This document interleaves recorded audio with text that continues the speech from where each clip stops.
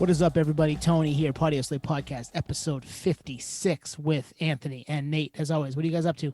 Hanging out, headphones in, mic on, chatting with you fine fellas. Yep, all ready to geek out, beer cracked, like Twan said, ready to go. Yeah, we are excited to nerd tonight like we usually do. So that being said, hit us on the socials at Patio Slave on Twitter and Instagram. Email us, patioslavepodcast@gmail.com. Go to any of those places. Check our YouTube page. We got some visuals added to the episodes and cut them up a little bit too if you want to check it out that way. Yeah, we're on all of those spots. We want to shout out the guys in Trawl and the Trawl cast, Sean and Seth. We've heard from both of them this week. Really excited to talk to those guys maybe down the line too. So thanks for listening, guys. Thanks for the support. Nate, you got some news, some concert news? Well, before that, Nate, before you get into that, this episode is brought to you by Ticketmaster. Just kidding. It's definitely not brought to you by Ticketmaster. Yeah, that's not going to happen. I like that, though. We should be getting some kind of referral code, right? At the end of the day. We really should, yeah. We're selling out shows. Anyone that's listening literally has the inside scoop. This is like inside trading. Yeah, so to kind of continue the live music excitement that I've been kind of investigating, this one's a little bit more public. The Bonnaroo Music Festival, legendary. We've talked about it on here before. I went 4 years in a row. Haven't gone in, can't believe it. It's been 11 years since I've gone. The 2021 Bonnaroo lineup got announced. When was this? Like 2 days ago? Yeah, yesterday or the day before. Yeah, and it's not in June, which is crazy because it's always been in June ever since its inception. So yeah, it's been announced for September 2nd through the 5th, still in Manchester, Tennessee, which is on the farm, as they call it. It's land that the festival actually bought from the state of Tennessee, so they own the land outright. So that's why they're able to do like shows at 3 a.m. and keep it going, is because they own basically the land that it resides on. And the lineup's pretty good. I mean, it's all over the place. What we got here? Foo Fighters, Megan Thee Stallion, Lizzo, Tame Impala, Incubus, Deftones, Primus. You got stuff in there that like Bonnaroo will do. You got Nelly in there. Disco Biscuits. Run the Jewels. You guys gonna go? I'd love to. Worst possible time of year for my job, but I'd love to.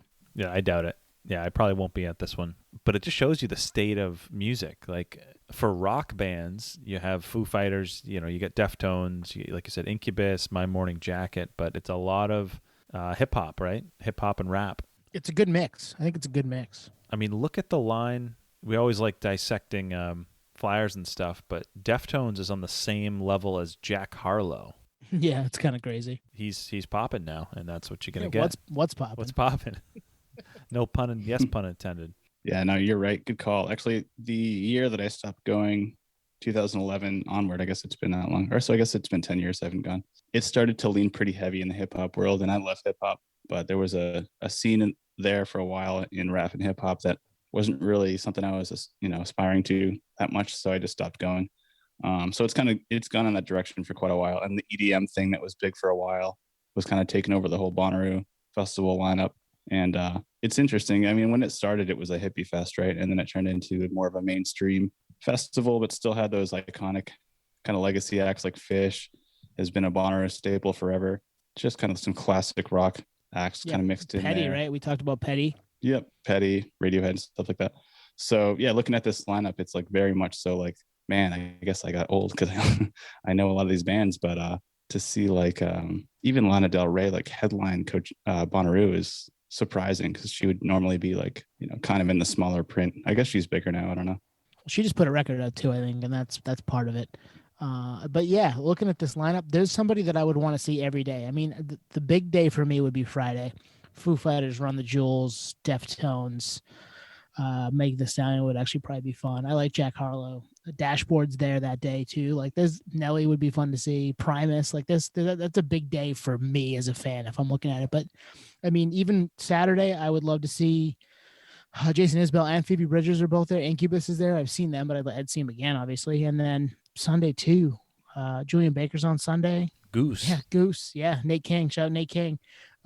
Yeah, Julian Baker on Sunday. There's a few other bands there too. So it's I've never been to it. I'm pissed I didn't go back in the day when you guys tried to talk me into it, Nate.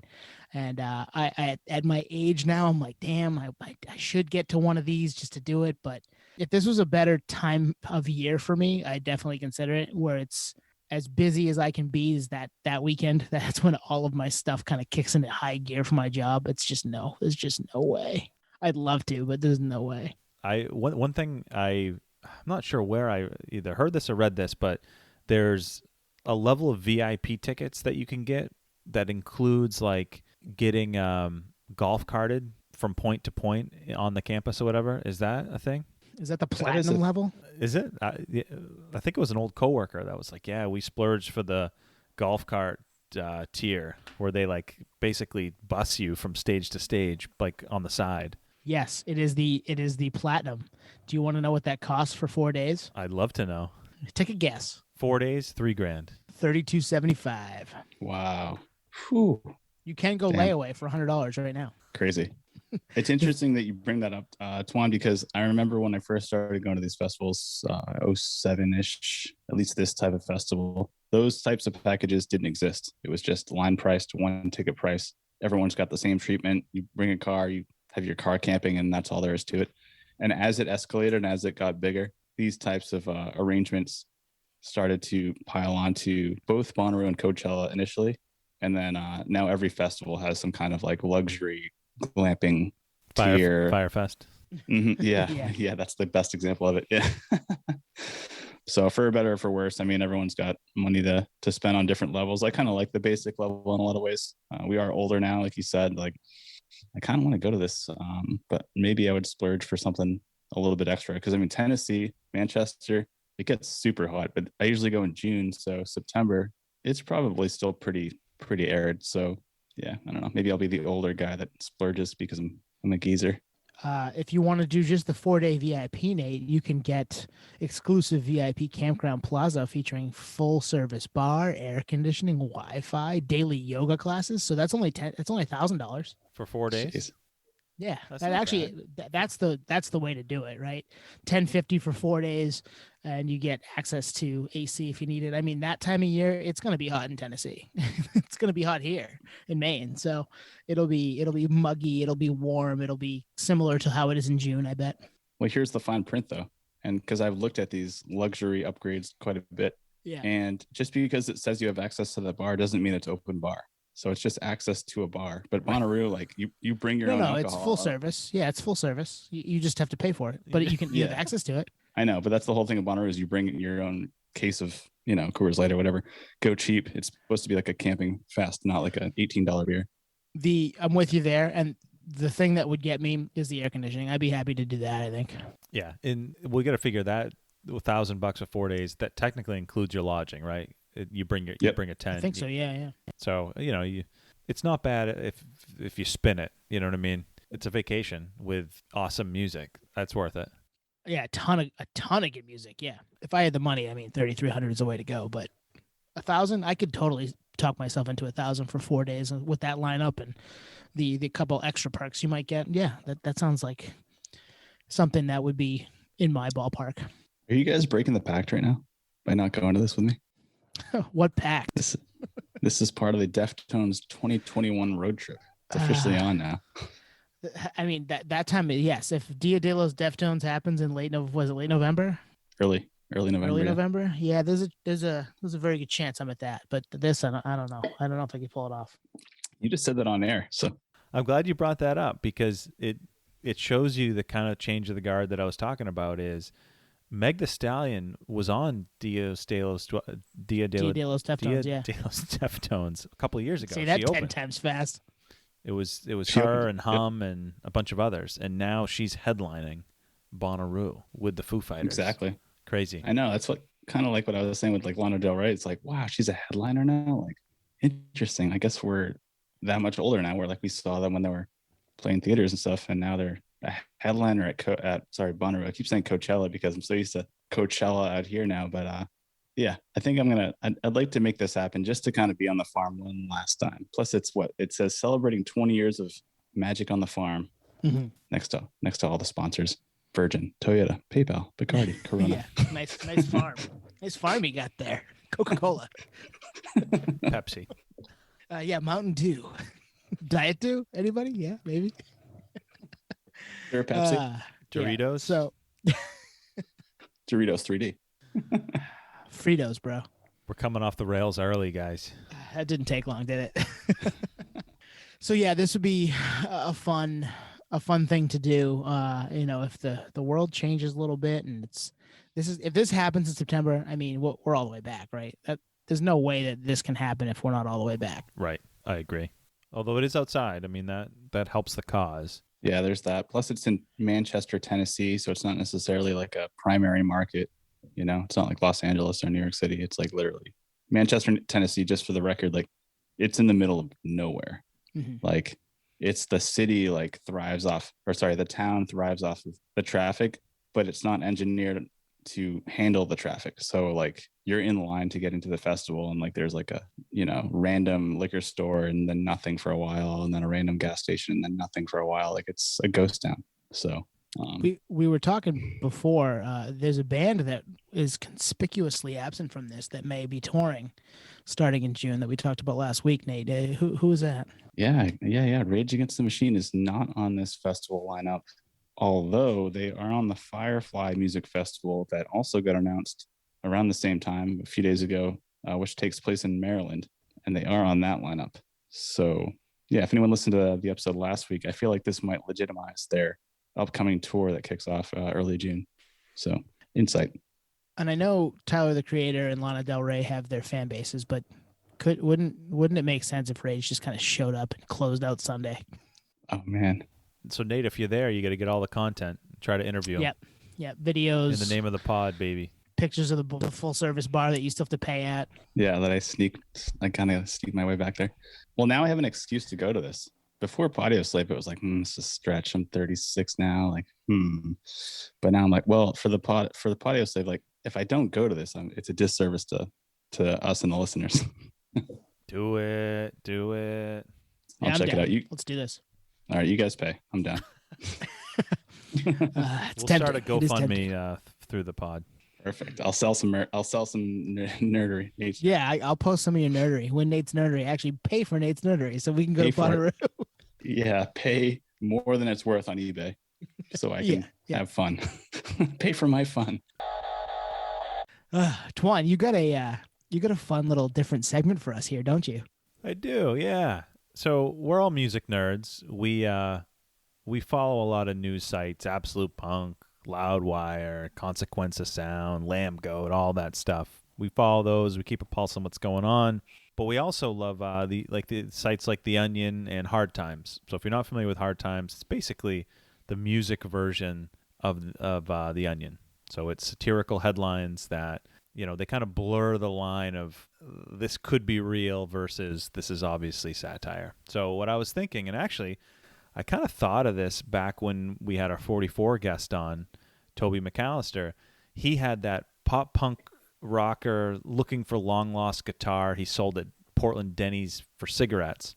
That's an actual article headline. It read like a Hard Times article. So it got me thinking, the wheels spinning, and I saw a headline, I don't know, last night or a couple days ago that blurred that same line, and I was like, all right, we're going to have some fun with this. So what I did is I picked about a dozen headlines that I have not told Nate or Tony about, and they're going to have to guess, is this a Hard Times headline, or is this an actual music headline from a music publication? I like it. I'm in.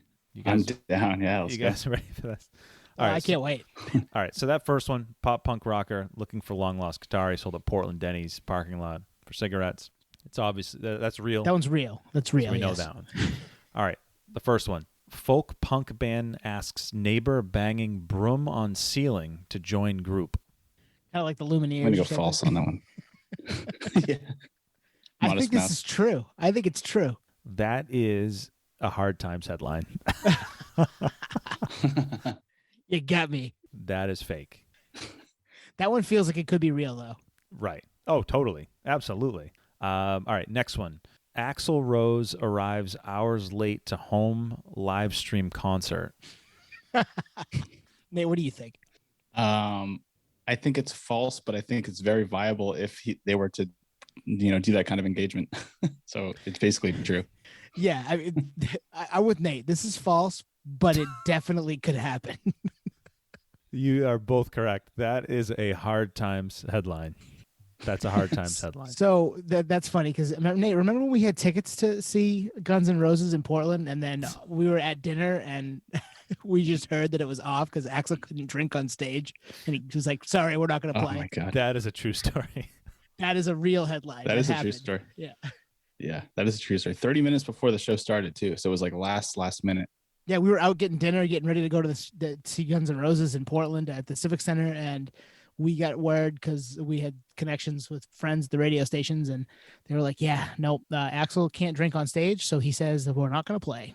Wow, It's crazy. You make. I mean, they actually obviously traveled there too, right? They. Oh yeah. What a joke. Yeah. All right, the next one. Saliva re-record every 6 seconds with current vocalist for 20th anniversary CD. True. I think that's true. I was gonna go true as well on that one. Yeah. That is an actual headline. That is Nice. a true headline. That is from Saliva. Loudwire. So they just had the 20th anniversary on that, didn't they? I think our friends at the New Metal Reddit did a either an AMA or something with somebody from the band this past weekend, and yeah, I didn't realize Josie Scott's not with them anymore. Right? Yeah. That's a good point. How do you re-record those classic songs like Click Click Boom? Yeah. And Josie Scott why is Josie Scott like more of a name brand than Saliva? You know, it's always Great weird. question. I think So- it's the Hero song with Kroger. Yeah. Chad With Kroger. Yeah. Which honestly, that Spider-Man, it's a Spider-Man soundtrack song. That's a great song. I don't care what anybody says. I love that song. Yeah. No, I like it. I'm ashamed to say. I'm not. I'm wearing it on my sleeve. All right, next one. Allison Chain's cat goes viral. I don't know what that means. Allison Chain's cat? That's false. That's false. Yeah, I don't know. False. That is an actual headline. What happened? I have no idea. It's from Loudwire. Allison Chain's cat goes viral. It was so broad. I was like, is this a trick question? Like, what's going on here? Yeah, right. All right, next one. Lemmy Kilmister's ashes were put into bullets and sent to his closest friends. That is fake. Yeah, I'm gonna go fake on that one too. And that is an actual headline. No way. From That's Loudwire. awesome. Should have known better, Lemmy. We've got some cool Lemmy stories in our back catalog if you guys want to hear them. I think Ian Robinson had one, and I think Greg from Zebrahead on our first episode with him had one. So episodes 9 and 27, if I'm not mistaken. Yep. Confirmed. I have no idea. I trust you. Plus, internally for nerd purposes, I sent you guys that picture of me at the Rainbow Bar and Grill in West Hollywood. Yes, Yeah. yes. Yep. Cheersing to, like, I guess he was there every day just pounding Jack Daniels. So if you want to meet Lemmy, you just go to Rainbow Bar and Grill in West Hollywood back in the day before he passed away. Did you get it? Did you get a bullet, Nate? That's the question. Did he give you a bullet? I didn't get a bullet. You know who did is Bonnaroo headliner Foo Fighters. Dave Grohl was good friends with that guy. I believe that. Yeah. Yeah. All right, next one. Jack White files tax return on vinyl. We talked about Jack White last week, and this is something he would do, but I think it's fake. That's fake, but that's the coolest thing ever. That is a Hard Times headline. You guys are correct on that one. He would do that, though. He absolutely would do that. He might have tried. There might be some, yeah. Might be There's some valid. truth to that one. Yeah. It's just illegal, so he couldn't actually succeed. Yeah. This isn't a 1099. What are you doing? Yeah. This doesn't 1040, insert into whatever, yeah. the computer doesn't read these grooves. The hidden song is his like off book earnings. All right, next one. Papa Roach's next album will feature their first acoustic ballad. Part of I'm me gonna thinks go this true is on that true. one. Yeah, yeah. It is true. It is true. Whoa. They haven't done this already? right. That's the question. Yeah. Yeah, this is pandemic stuff. They're like, we could try this. Let's just try this. Fuck it. I love it. Got a few more here. Opening band covers headliner's entire set. I think that's false, but I love the idea. I'm gonna go false. Yeah. That is a Hard Times fake headline. So this reminds me of when we've talked about this on the pod before, when Nate and I saw Beck. Tom, were you at that show at the State No. Theater? Nate and I saw Beck with Rob, our episode 17 guest at the State Theater, and Beck he played an acoustic set and opened for himself. So he would have done this, would have played the opener's set or the headliner's set because it was his music. So if I said Beck covers entire headliner's entire set, you would have guessed true. I would have said that actually happened. Although it could also be a Hard Times. I mean, that would have been perfect. Talk about blurring lines. I've seen it. I got a story like that too, actually. Rewinding back to the Foo Fighters Hangout Festival in Alabama. Gnarls Barkley, his tour bus broke down or something, so he couldn't make it to the stage. So Foo Fighters was a headliner, but because Gnarls Barkley didn't make it, Foo Fighters replaced their set and they started playing some of their songs, and they ended up playing a bunch of cover songs, but they didn't play any Foo Fighters songs. They just played really Gnarls Barkley songs, and then they started playing like random classic rock songs. So I actually did semi-see something like that happen, which is it was crazy. Like they just came out. Is that how the Darling Nikki cover happened? I think so, because they actually played that in that set. Yeah, Hangout Festival 2011. You guys can look it up. Tangent on the tangent. Dave Grohl, Foo Fighters have covered "Darling Nikki" by Prince. So has "Atmosphere," which is kind of fun. So go check those. Oh, nice. Is that a Hard Times headline? It's "Darling Lucy," I think, for "Atmosphere," but very similar. All right, just got a few more here. Spotify CEO gets 0.0005% custody of children. Loud and clear. I think it's 0.003 or whatever, right? Isn't that what it's supposed to be? He's getting extra. No kidding. That's fake. That's fake, but that's amazing. That's perfect. Awesome. Yeah, it's a perfect headline. Yeah, that was an obvious Hard Times headline, but it was too good not to. Yeah. Not to do. The next one here: Travis Barker's daughter covers his face tattoos with makeup. I think that's true. Yeah, I can go true on that one. I think that's a real headline from Loudwire. Wow. I didn't know he had face tattoo. I guess I probably did, but didn't think about it. Yeah, he's like covered head to toe pretty much now. Couple more here. Kenny Wayne Shepherd Blues Award nomination revoked for use of Confederate flag. I actually know the answer to this. So Nate, go ahead. I'm going to go false. That is true. That is true. That happened. Oh, really? Yes. Damn. Yeah, a couple days ago, last week maybe. Damn, that sucks. I didn't know that. And actually, I've seen him a few times and like his music, but that's not cool. Yeah. We won't get too political. We'll leave it there. Yeah. Move on. Carry on. That was good. Is that all you have to? I get two more quick hitters Ooh, here. Nice. Sweet. Greta Van Fleet's new song is their most epic yet. That's true, and it should say Greta Van Fleet's new cover of Led Zeppelin is their most epic yet. But yeah. That's true. Is the most epic Led Zeppelin song. Yeah. That is true, and we're going to close it out with this one. The Strokes frontman dismisses blues rock. Please, no more, he says. Julian Casablancas, right? One. That's true, yeah. That is true. So you guys are very good. I mean, you probably read enough Hard Times articles to know where the lines blurred, but I think I tripped you up on the Papa Roach one, right? Maybe? Or the Lemmy one. There's a couple Lemmy back one. there, yeah. Yep. Yeah. Lemmy. No, that's cool. I wish I got one of those. That's badass. No, I want a bullet. Yeah, I think even if we haven't read them, we're just like we got the nerd Spidey sense going on. Yeah, exactly. That was fun. I can't wait to do that again, actually, because it like triggers stories. It triggers all this stuff. So I enjoyed that. Good call, Twan. Things are just so ridiculous that like they're so probable, like some of those headlines will actually become true, unfortunately. Axl Rose. Yeah. All right. So what do we got going on here for our main segment? Tone, you want to introduce it? Yeah, main segment. We've been talking a lot the last couple of weeks. We did side projects a couple of weeks ago. We did band members or people who may have left one project to start their own career.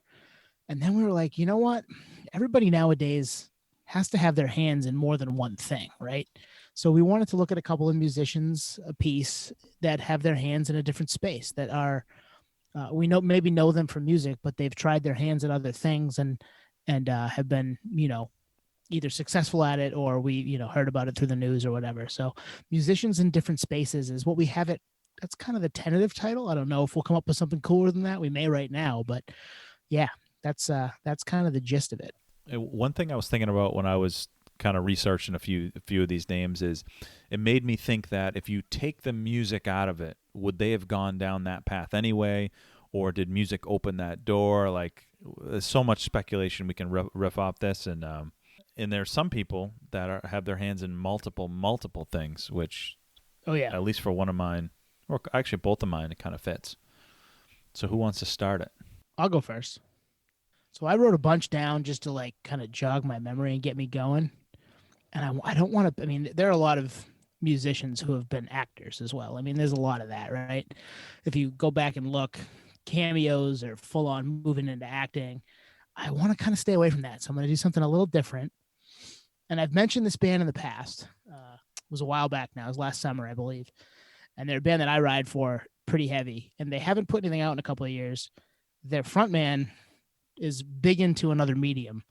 And he's not a creator per se, but he is part of competition. They're kind of an emo-ish band. I would call them that. Put out 3 records. I love all 3 of them, but they've definitely grown as a band. As through their discography, they sound different from front to back. They're local. They're from Massachusetts. Twan, you might know who I'm talking about. Nate, do you? From Massachusetts? Yeah, Worcester area, I think. Is it Reveille? No. Nope. I'm not sure. Reveille's not emo, bro. Oh, true. I know, but you said Worcester. I think they're from Worcester. But shit, I don't know.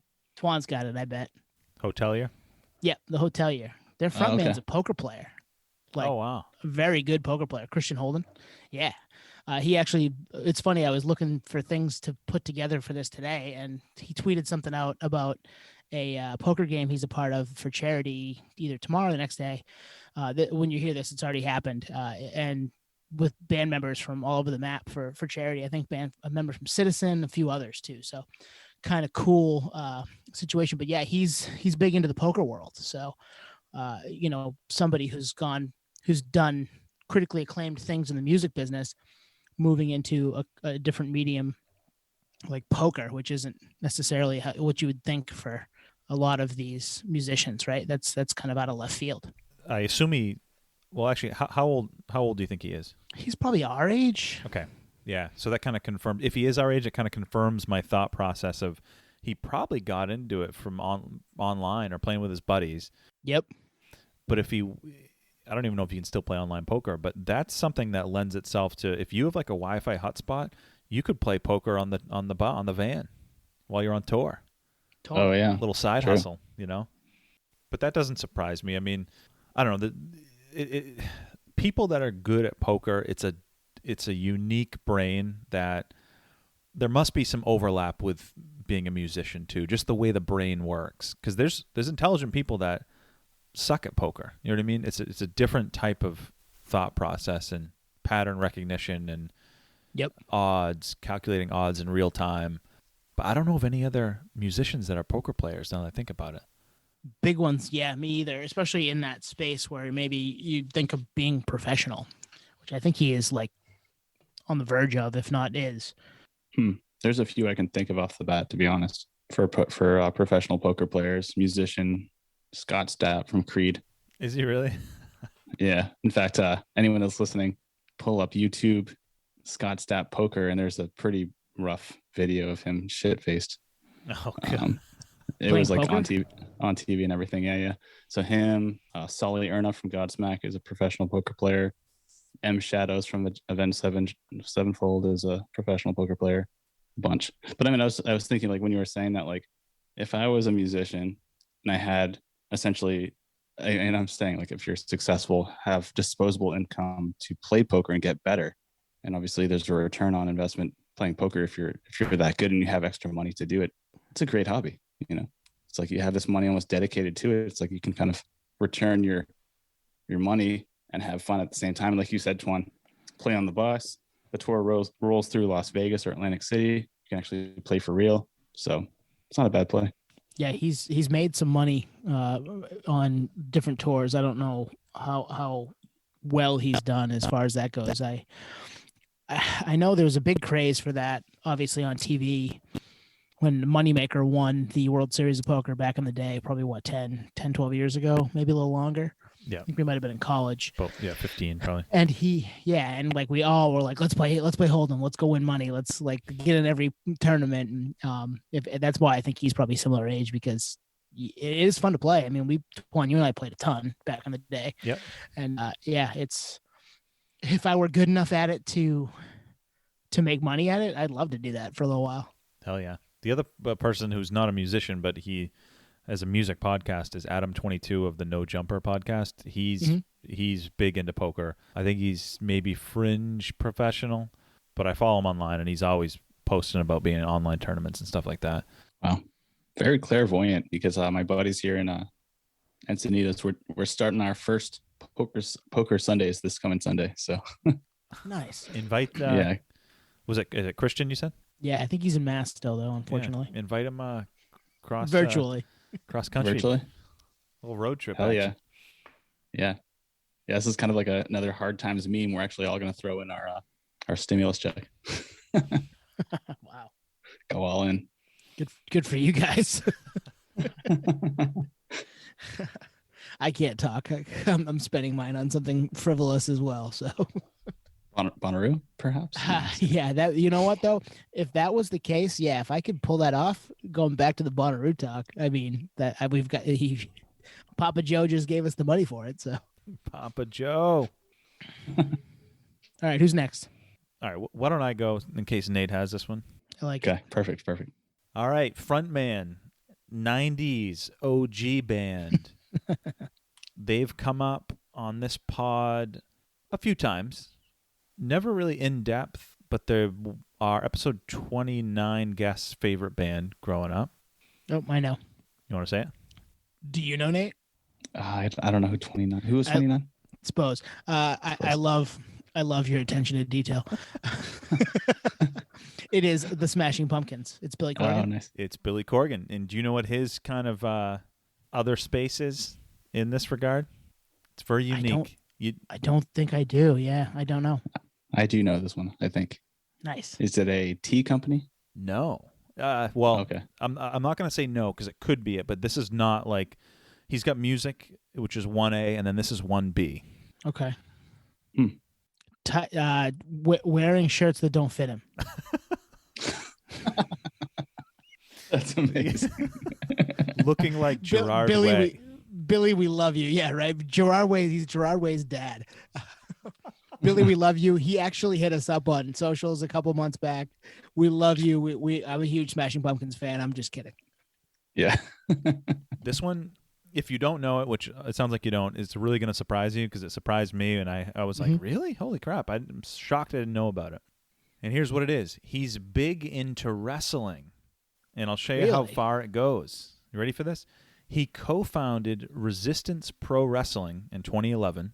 Later on in 2015, he was named Senior Producer of Creative and Talent Development at TNA Wrestling, Total Nonstop Action Wrestling.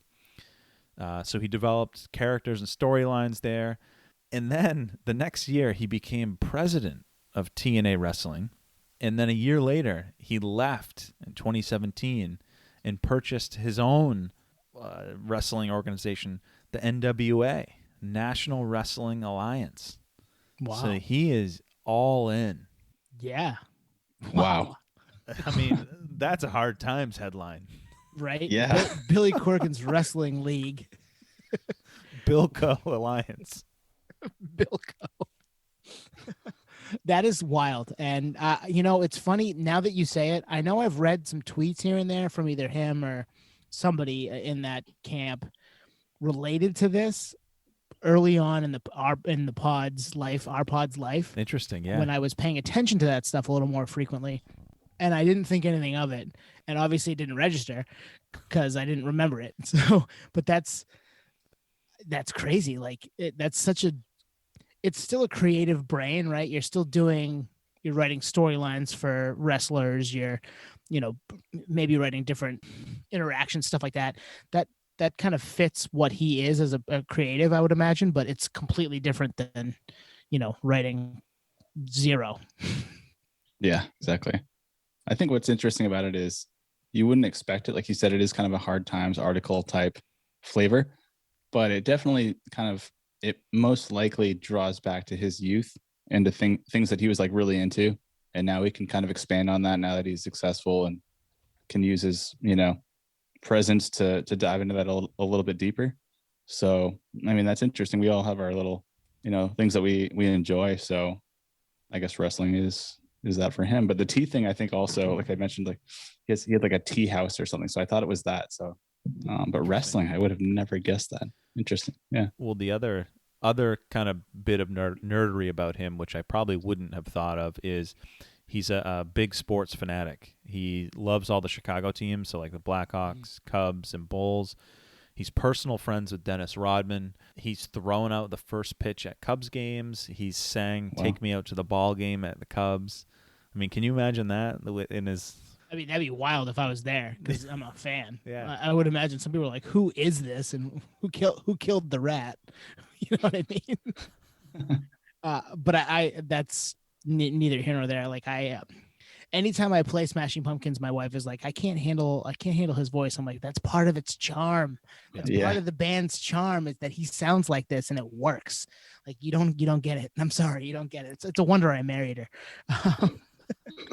I'm just kidding. But yeah, it's an interesting, different path wrestling. That's kind of crazy to me. I did not think of that. Yeah. And you're right and wrong, Tone, I think, because for some reason I just cringe a little bit from him singing "Take Me Home to the Ball Game." It's just that voice with that, like, yeah, that's a tough thing. Yeah. That being said, I wish I was there. You're right, Tone, in that I mean, you got to think with Smashing Pumpkins, like he is storytelling. I mean, I don't know how involved he was in that Tonight video, but that's like an epic production. Like it's a great visual. There's kind of a storyline to it, so I assume he had a hand in it. Knowing him, it was all him. Like not knowing him, but like reading what I've read about him over the years, I bet you that was all his idea. Yep. Yeah.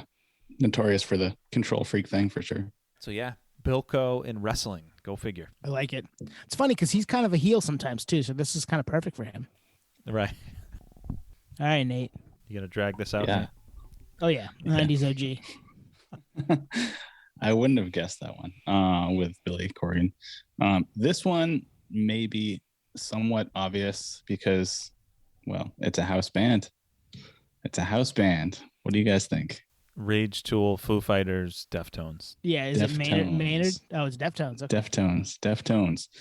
Yeah, being here in San Diego, Belching Beaver Brewery. Shout out to them. Great people, great beer. They've been doing a collab with the band The Deftones for quite a while now. I've been here since 2013. I think they launched their first collab in, don't quote me on it, I want to say 2017 or so. And they just kept going. I think everyone thought as a fan it was a one-off, and they just keep putting out beers. And they even have the staple Phantom Bride IPA that is in every retailer. So good. It's really good. It's in every retailer I see out here. Hopefully it gets distributed out east for you guys. Nice. Tone's holding up what is that? The White Pony one. The White Pony one that you brought back last summer. Go back and listen to Nerdery Grab Bag, the episode where we were all together. The only episode we've ever done in the same room. More of that to come as things are opening up, hopefully.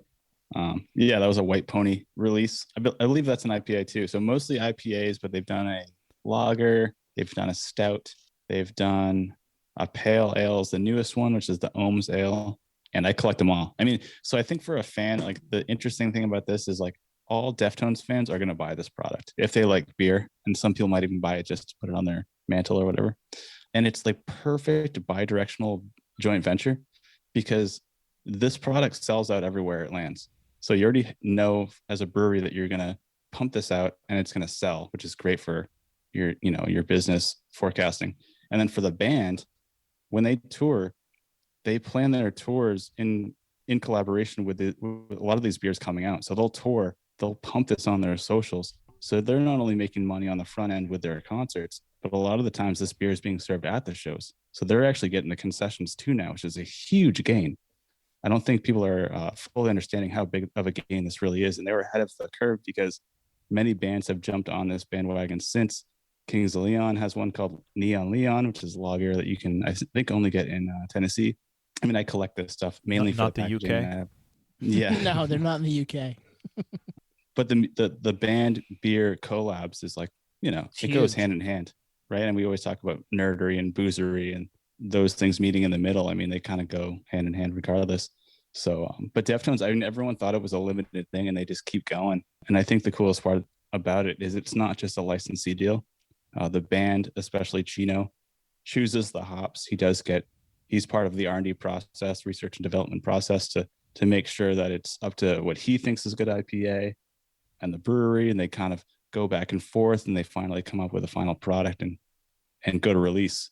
And it's sweet because I initially thought this was just going to be a one-off, and they've put out like 7 beers and now a tequila. So it's really cool. Yeah, I think one thing that helps it, and I've had 3 of them now. I think I've had the White Pony one, I've had Phantom Bride, and you either brought another one back or sent another one back. I can't remember. You A stout. allegedly mailed one. Yep. Allegedly. But what No helps alcohol. it is that it's really good, because a lot of these like collabs and things bands stick their name on, it's just like private label junk. You know what I mean? Yeah.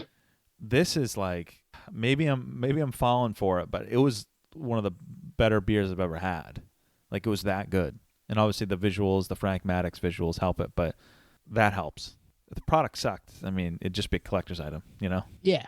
Well, and I have a few that are collector's items that weren't good beer wise, but it's cool because band X did collaboration with Brewery Y, and that's fun because I mean we're all mid-30s, we like our beers, we all live on the coast.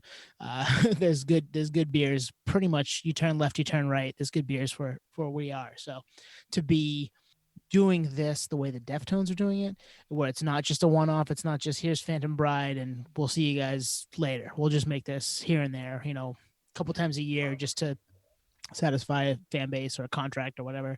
No, this is a little more than that, which is for me, I love it, being a fan of the band and a fan of the brewery, because the brewery makes good beers, and then put the two together and like awesome can art. And I mean, we'll put a picture up of the Deftones if you haven't seen it, of the White Pony can, among others. It's cool. It lands in so many different ways if you're a fan, which is what you would do it for, right? Yeah. And you both bring up great points, which is the attention to detail on, okay, if we're going to do this, like, let's actually be part of the process and not just have it be a licensee. So I've purchased those products, like you said, Tone. I bought the Rolling Stones Crystal Skull Vodka collab just for the product. I obviously drank the product, but I essentially bought it for the fact that it's a one-off Rolling Stones collaboration. Countless other music collaborations. We always talk about it through our group text on music, alcohol collaborations, and I literally just buy it for the package. Sometimes I don't even open it, but I know from talking to the guys at Belching Beaver that like it's very, very much so a collaborative process. So it's not just a, hey, put our name on it, let's sell some units and awesome, more money for everyone. It's really like, no, like this one was good, but I liked sample 3 better.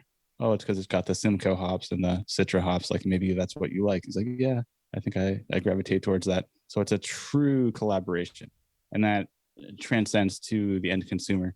And I'm in the beer business, so I know now more than ever that quality ingredients and attention to detail and whatever trends are happening at the time. Hazies were big at one time. Pales are back.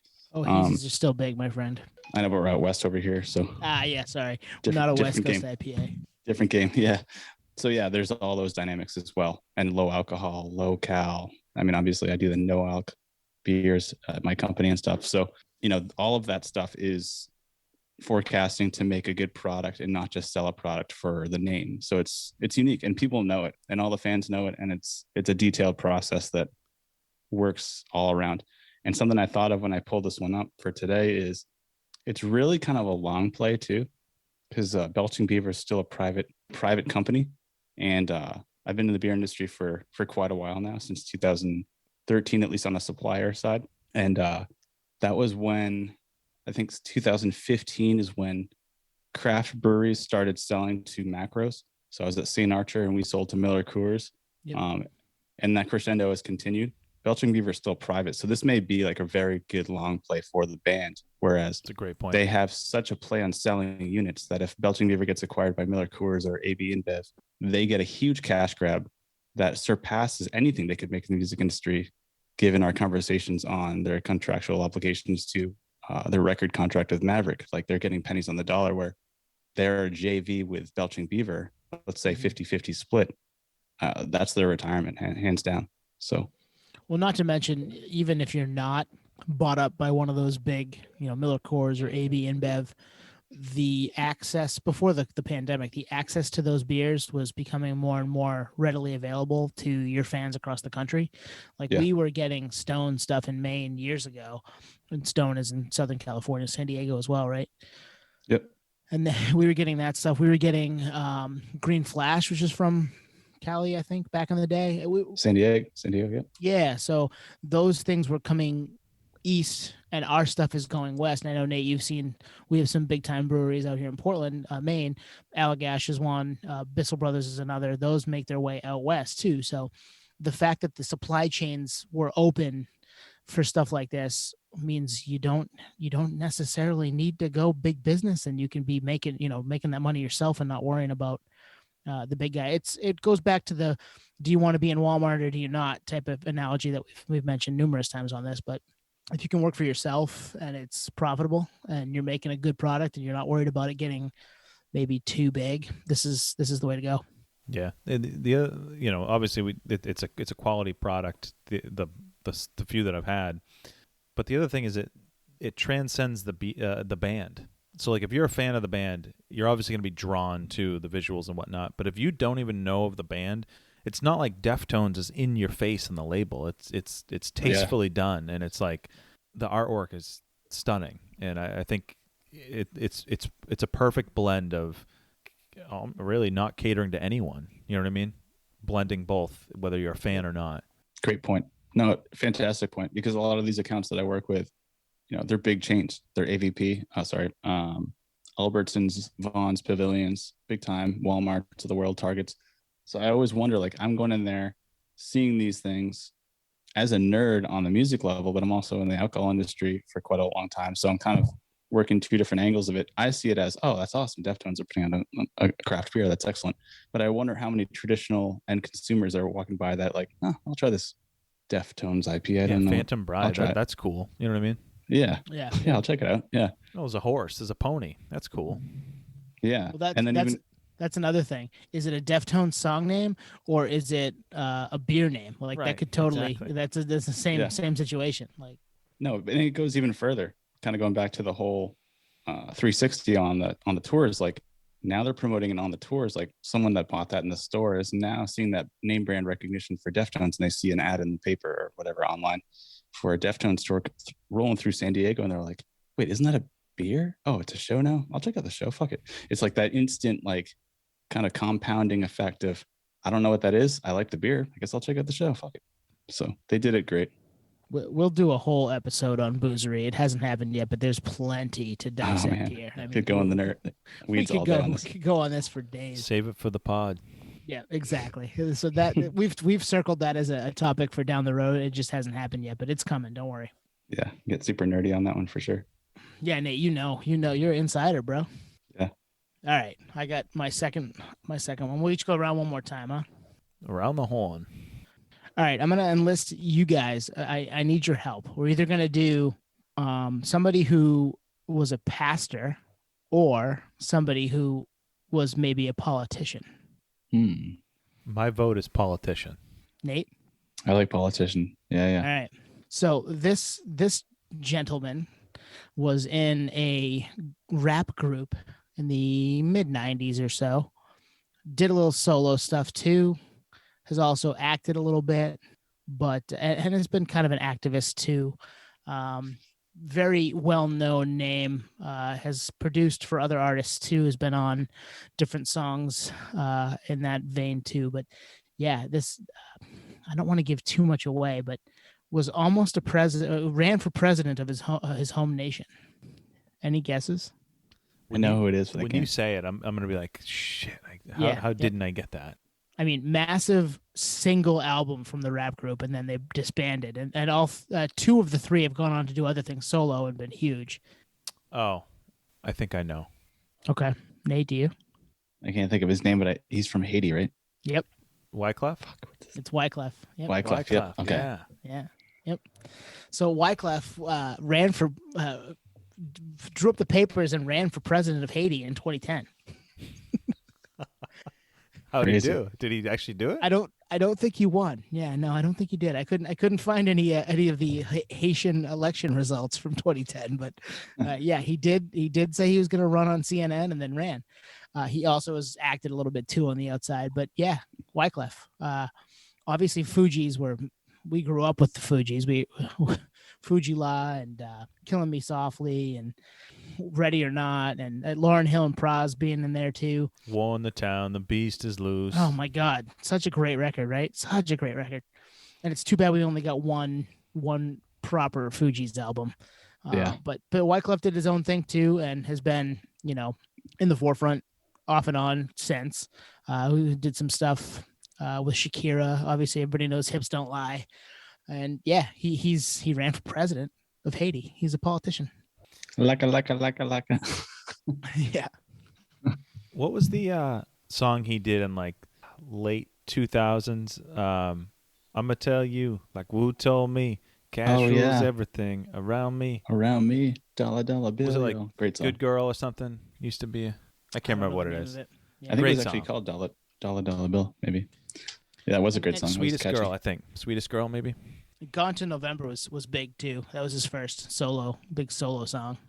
Mm-hmm. I was gonna say it's funny. Like I didn't think of this, but I did somewhat know this because I remember seeing the headline where he was almost assassinated in Haiti. Right? Mm-hmm. Did you read that? I think yeah. I think you're right.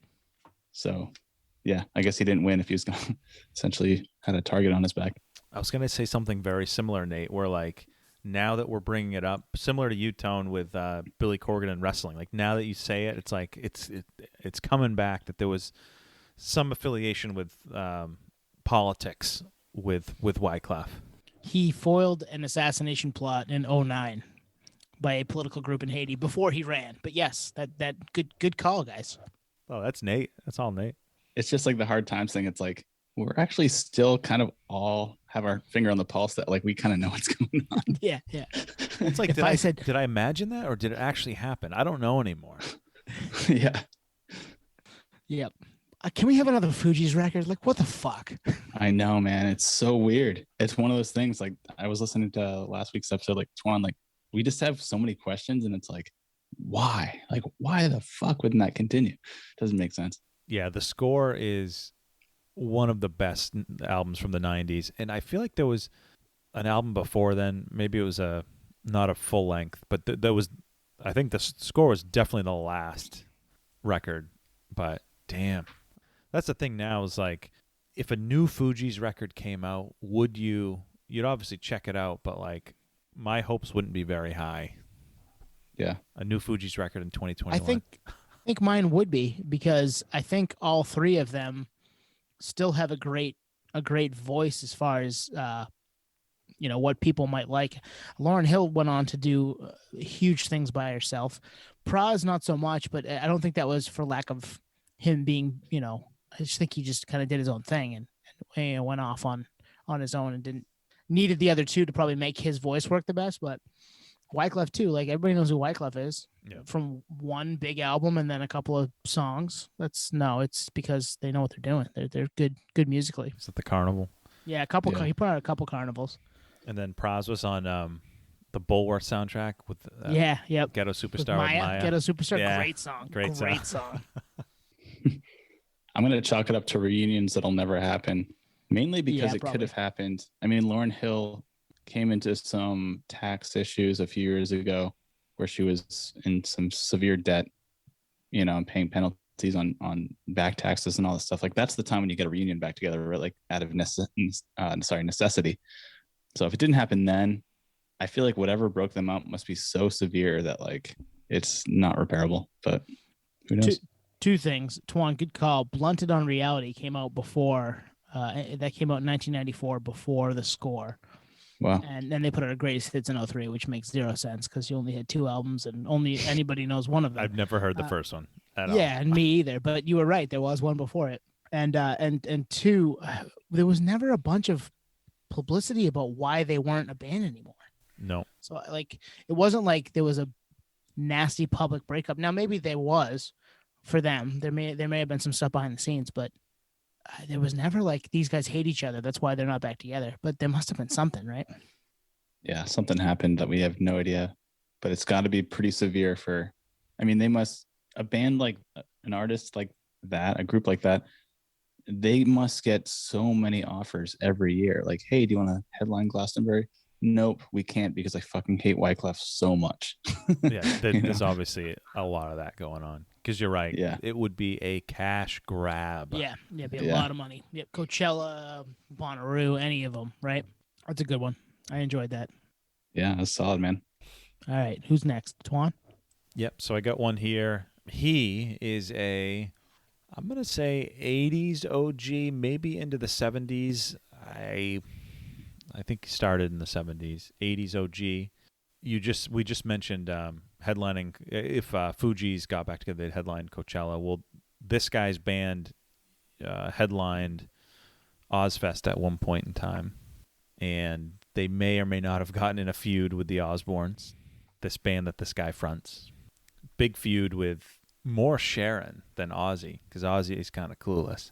But this band was getting $200,000 a night playing Ozfest back in the late 90s, early 2000s. I got nothing, man. I don't know why I can't put a finger on this one. Huge metal band, Iron Maiden, Bruce Dickinson. Oh, yep. Wow. Okay. So Bruce Dickinson, obviously frontman of Iron Maiden, and I think I'd have to fact check it, but there was a time period where he wasn't, I think in the 90s. But anyway, so a few factoids about him, but one that stood out, talk about musicians in other spaces. He's a licensed pilot, and he's actually flown the group and the crew around on world tours. That's one thing, but that's not the thing that stood out even. That's crazy. Oh, that's insane. He's a writer. I don't know what he's written in what capacity, but what really stood out is he was once a world ranked fencer. You like fencing? Jesus. Wow. He was once ranked seventh in the whole UK. Wow. So the reason I picked this one, it's like, if this dude never got into music, he'd have other angles. He'd have other paths, which, I mean, think about some of the big artists we like. Like, they've gotten into other things, as we've said with this episode, but in a lot of other areas, like, I don't know. I don't know what these people would be doing. And kind of, you'll appreciate this, Tone, to bring it to sports. I think it was a Kevin Garnett quote saying, if he was a foot shorter, he'd be a shoe salesman. You know what I mean? Like, yeah, right. It's just like if they didn't find their way with what they... A very intense shoe salesman.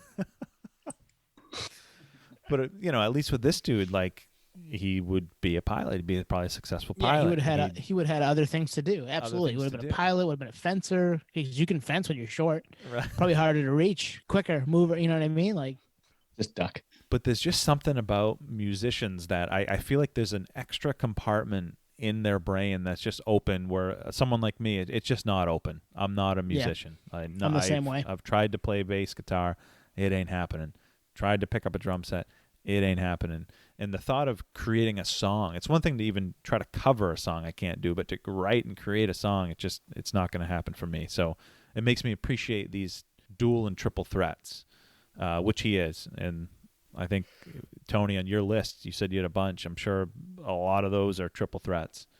Oh, totally. I mean, there are people on here, like, I've stayed away from someone like Jay-Z, who's done a million things, or Travis Barker, who we actually just highlighted a couple weeks ago, who's into a bunch of stuff, just because we've talked about them and they're in the news. But there are so many people that it's not hard for them to be creatives in different aspects.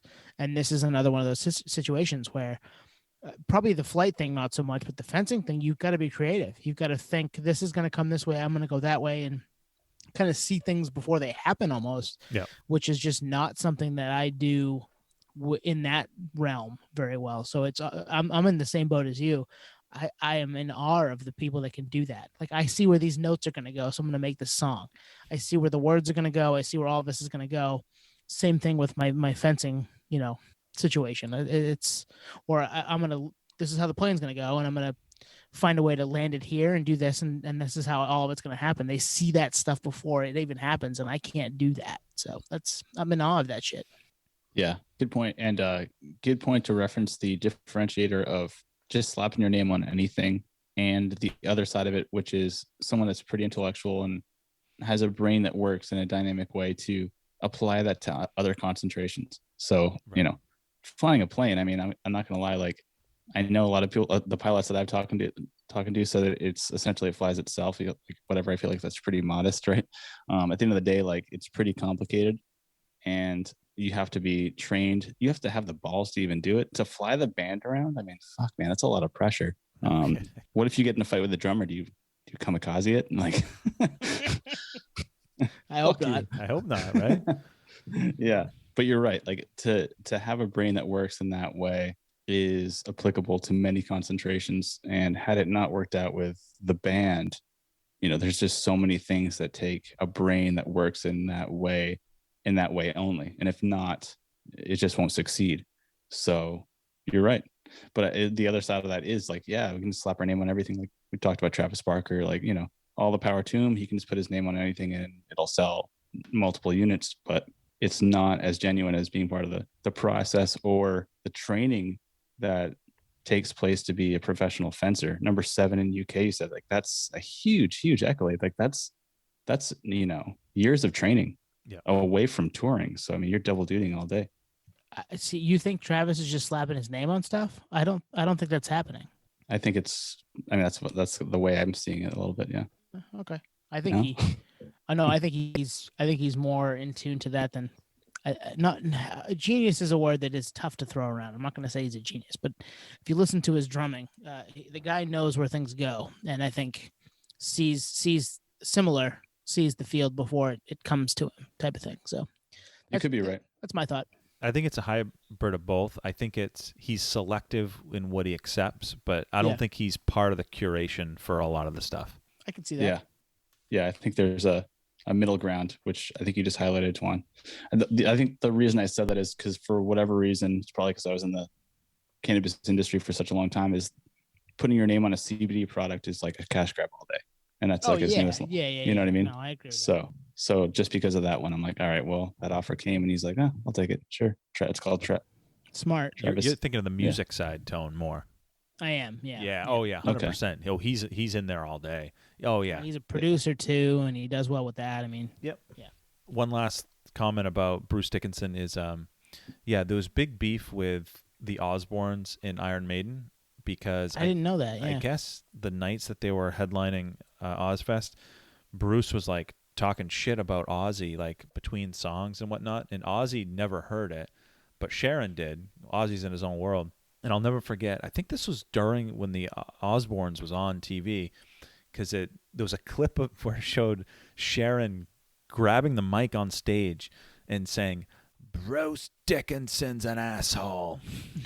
And that's every time I hear that dude's name, that's all I think about is that scene. That's great. That's hilarious. Oh, man. Well, Sharon's one to speak because I've read many things about Sharon not being the coolest person. So it might be the other way around. But Are you saying Sharon Osbourne's an asshole? That's exactly what he was getting at. Yeah. Nice. I think we found the name of the episode. Things that I've read. But who knows? Right? To each their own. So, yeah, I'm happy you set me up perfectly, Tuan, because my next guest focus here is... They're here? They're on? Yes. They're on. They're here. Tom Morello, how you doing? Maynard, hey. I wish. I would be super stoked if we got this guy on. Any guesses? I'm going to keep it that vague. I mean, Jesus. Wait a second. You didn't give a single hint. Other than you'd be stoked to have them on. All right. What decade OG are they? I always go 90s for some reason. Yeah. What decade OG? Great question. DJ Product. No. He's cooking, I heard. Yeah. I know. I saw him cooking today when I was in San Diego. Is he your personal chef, dude? Jesus, get him on the pod. We are off the rails. I'm three hazies in, so I'm definitely feeling it. All right, Nate, give us a hint. 90s OG, give us something else. All right, 90s OG. We're huge punk fans. I feel like I don't want to give more than that. Dexter's hot sauce. Yes. Nice. Is it real? Yes. Yep. Tried to avoid it just because I thought it might be an obvious one, but maybe not, especially to people out there listening. It was your hints, man. Your hints gave it away. I know. It's so totally specific. Yeah. So specific, or as I like to say, super Pacific. Dexter Holland, frontman and vocalist for The Offspring. Yeah, this guy's a multi-talented person. Not only is he a songwriter, he's got his PhD in molecular biology. So very smart person. And he uses those talents to create his own hot sauce, which started as a hobby and actually turned into a full-fledged consumer product good, which I see at many retailers all through California. I think do you guys find that product out there at all or no? Never seen it. What's the name of it? Okay. It's called Grando Bandito hot sauce. No, Fantastic hot sauce. I've never seen it, but I don't know. I'll send it out with the next batch of Deftones and other random collab stuff out here. But yeah, he just did it as a little, it's probably a science project, given the fact that he has a PhD in molecular biology and probably just tooled around with different things. And I guess he pitched it to some local stores and it took off. And now literally in like every major grocery store out here, it's there with all Tabascos of the world. And very detailed because it's a really good hot sauce. I mean, I think hot sauce is in the vein of craft beer. Like there's people that collect them and rate them and the whole nine. So yeah, he went into this business and launched it, I think with really no expectations. And it's kind of teeters that fine line of, is he putting his name on it because the label is him, but it doesn't say Dexter Holland hot sauce. It's Grando Bandito with like a nice illustration, and the product's like award-winning hot sauce. And to kind of bring it to the whole Deftones story, once this started to get traction, he worked with our guest Justin Beer Punks. What episode was that? 25 with a taco, so like a food / beer / music festival down here in Southern California to kind of showcase the hot sauce in tandem with like a taco, like the best taco in Orange County type festival with the Offspring playing and beers and all this stuff pre-pandemic. And it was a great success. It's like everyone wins. Like, hey, now you see Offspring, but also check out Dexter's hot sauce while you decide for yourself what the best taco is in like Orange County. So, hand just kind of feeds everything. Like everything kind of goes in a circular direction. And it's cool because it's not just like I said earlier, it's not like a licensee, like I'm going to slap my name on it. It's like he actually like enjoys hot sauce, and with a molecular biology degree, probably like really went into the weeds on making this perfected. So I think that's pretty cool. Yeah, I just saw we could buy that on Amazon here, Twan. I don't know if it's in our grocery stores or anything like that, but Gringo Bandito hot sauce. That is smart. Like, let's have a taco festival. Let's play our band's music, sell CD vinyls, and all those tacos that you're like listening to, eating, and trying to like rate all my hot sauces on that too. Buy some of that. I mean, good for Dexter to be all that, as Nate likes to say, bi-directional value. Yeah, every piece of it, he's all about it. But I actually do like the fact. I mean, I haven't seen all the packaging, but it sounds like he's not pimping his name. There's no reference to him or Offspring on it, which I think that's really cool. It tells me he's in it for really kind of the passion of the game. Oh, never mind, that's him. I'm just kidding. I'm showing the the Gringo Bandito hot sauce bottle, and he's on there. But I mean, if you don't know, yeah, that's one of those. If you know, that could be anybody. It doesn't say Offspring. It doesn't say Dexter Holland. It just says Gringo Bandito hot sauce. So yeah, no, it's even more organic than the Deftones collab because it's literally like, if you know, and if you don't, you're a regular consumer that's like picking it up, like, I'll try this and I like it. And then you kind of like dig deeper and realize like, oh, this is the guy from this is random punk band. I don't even know who the Offspring is, whatever. I mean, who doesn't know who the Offspring is? Yeah, well, we're like in a different little like category where we know this stuff a little bit deeper. No, but it's cool because I think what a lot of people don't know about music festivals and concerts in general is a lot of the money's made in the concessions. So this collaboration with Grando Bendito and the Deftones Belching Beaver, I don't think it really came from the aspect of like, let's see how much money we can make. It really truly came out of Chino liking craft beer and Dexter Holland essentially liking hot sauce and being like, hey, this is another thing that I really enjoy, similar to Billy Corgan That's the and vibe I everything get we've too. talked. Yeah, everything we've talked about. Like, I could just call this the Offspring hot sauce and sell it at the merch table, but That's I'm true. not. Yeah. So He gave it its own wings and let it fly. yeah, it's its own thing, and obviously you can cross promote it all day, but it's it's something that has some heart and soul to it, which changes the whole dynamic. And whether you're a fan of the band or not, like it eventually comes through. Like you definitely realize it at some point. Like there's other bands and things that I've seen for collabs that like I unfortunately I've still purchased it for, like you said, Twan, for the collector's Because item you're a nerd. You're a sucker. No. because I'm a nerd. But here's the thing: like I bought the product for the one-off, but am I a repeat customer of that product? The answer is no. Mhm. There you go. You know, Yep. so and that's all it matters is the subscription Well, buyer. and the two that you brought up tonight, Nate, I would absolutely, if Belching Beaver's beers made it to Maine, which they haven't yet legally, I would go buy those right now. If they were Deftones ones or not, but if they were Deftones ones for sure. Same with this Yeah, hot sauce. It's not just a one-off. Okay, I made a hot sauce and now there's a little limited quantity and it's gone. No, this is a thing that he does, and it's an extra. It's a musician in a different space, and that's what the kind of the soul of this was, right? Whether it be Billy Corgan running wrestling on the side, or Wyclef wanting to be president of his country, that type of stuff. It's not just a one-off. It's not just here's this thing, here's my name, peace. I want a cash grab. That was what we were trying to look a little deeper tonight. And while it wasn't planned, the hard times versus actual headline segment kind of fit this because Yep. Bruce Dickinson being a fencer and Wyclef being president. Wyclef being president. I mean, it blurs the line of reality, which we're so fascinated by. At least I am, and I know you guys are. It's just like, totally. For sure. how does this happen? Why does it happen? Would it have happened if music wasn't involved? Just so many questions, and I say this every week. We got to get some of these people on. We got to know the story. Dexter. Dexter does minimal interviews, but that would be cool. That would be cool. Dexter, we don't want to talk The Offspring. We want to talk Gringo Bandito hot sauce. Yeah, Please come talk with us.